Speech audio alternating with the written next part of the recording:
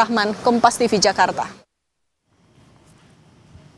Komisi Perlindungan Anak Indonesia (KPAI) meminta polisi melibatkan Asosiasi Psikolog Forensik untuk mengetahui secara detail kenapa terduga pelaku yang kini ditetapkan sebagai anak yang berhadapan dengan hukum melakukan ledakan di Masjid SMA Negeri 72. Apakah benar karena mengalami bullying atau ada penyebab lain? KPAI pun mengatakan anak-anak sekarang memiliki kemampuan bertahan yang kurang ketika menghadapi tantangan ataupun persoalan. Dan saat menemui kendala, anak cenderung berinteraksi di dunia maya daripada di dunia nyata. Apakah ini kaitannya dengan bullying juga? Mungkin ada ya, tapi masih didalami lebih lanjut.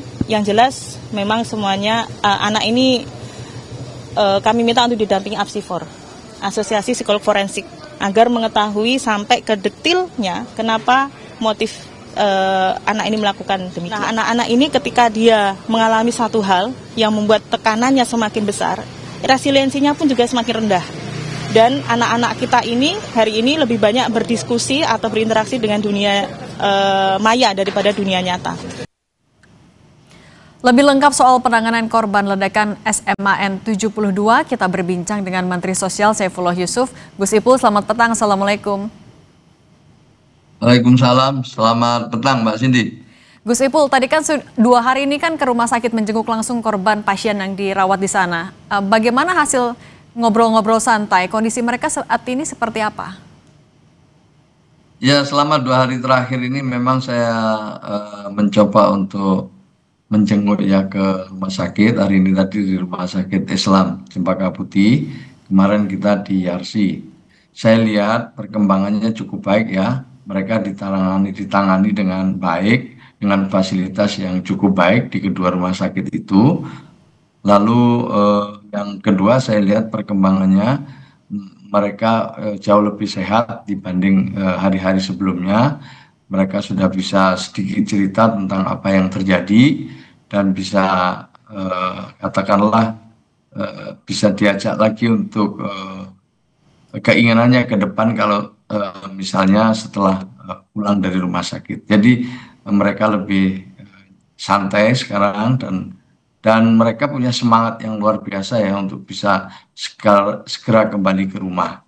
Ini yang perlu kita syukuri. Tentu yang berikutnya kita terus tadi lihat ya, semua berita, semua sedang bekerja juga, itu polisian bekerja dengan baik ya, pemerintah Jakarta juga bekerja, Kementerian Pendidikan, KPAI semua bekerja. Tentu dalam kolaborasi itu Kementerian Sosial juga ikut di dalamnya. Tadi sudah disampaikan tentang pembiayaan, tapi yang juga penting setelah selesai semua ini dari sisi medis, mereka juga tentu perlu pendampingan lanjutan supaya bisa pulih pasca trauma ini. Nah Gus, soal pendampingan psikologis kan ini sudah fix jadi concern semuanya. Tapi bagaimana dari Kemensos berbagi peran dengan lembaga lain, dengan pemerintah atau dengan Pemda untuk penanganan psikologis untuk korban? Tidak hanya korban mungkin, untuk siswa dan juga guru. Ya, tentu kita akan melakukan asesmen secara bersama-sama ya. Kita akan lakukan asesmen bersama-sama dan nanti akan berbagi tugas.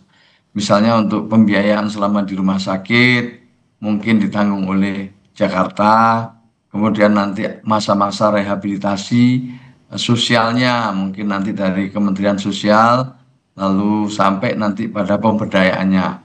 Sementara pendampingan ya untuk sisi-sisi yang lain nanti ada Kementerian Pemberdayaan Perempuan dan juga dengan KPAI. Jadi ini semua satu dengan yang lain insya Allah saling memperkuat untuk mendampingi korban. Dan saya lihat juga polisi telah bertindak dengan baik, bahkan mencoba untuk segera memperbaiki sarana-prasarana yang mungkin membuat mereka nanti trauma kalau kembali ke sekolah. Ini saya kira hal yang positif. Dan terus terang saya sampaikan bahwa ketika kami di rumah sakit tadi melihat perkembangan pasien ya, korban menggembirakan sekali, dokter-dokternya juga kemudian para orang tua. Jadi dengan begitu semangat bersama ini membuat para korban insya Allah bisa segera pulih dan kembali ke rumah. Asesmen ini tapi sudah dimulai, Gus. Sudah ada pemetaannya belum? Yang paling dibutuhkan apa dan untuk siapa? Yang pertama tentu sekarang asesmen medis ya. Jadi mereka masih ada beberapa yang masih memerlukan perawatan medis lebih lanjut. Nah setelah itu nanti mungkin trauma healing. Ya setelah itu trauma healing dalam kerangka rehabilitasi sehingga mereka nanti benar-benar bisa pulih baik secara fisik maupun secara mental. Setelah itu kita akan lihat berikutnya nanti pada pemberdayaan apa yang dibutuhkan gitu dalam rangka supaya anak-anak bisa segera mengikuti proses belajar mengajar ya kemudian bisa hidup normal kembali. Itulah nanti urut-urutannya seperti itu. Gus Ipul, kalau Sementara rencana kami dari dengan kalau dari rencana Kemensos agar kejadian serupa tak terulang lagi, apa lagi langkahnya? Koordinasi dengan Kemendikbudrismen akan seperti apa? Ya memang kita akan melihat secara utuh ya proses kejadian ini. Tentu kita akan lihat hasil penelitian nanti hasil pengusutan yang dilakukan oleh Polri apa sesungguhnya yang terjadi dan ini bisa menjadi pembelajaran bagi kita semua.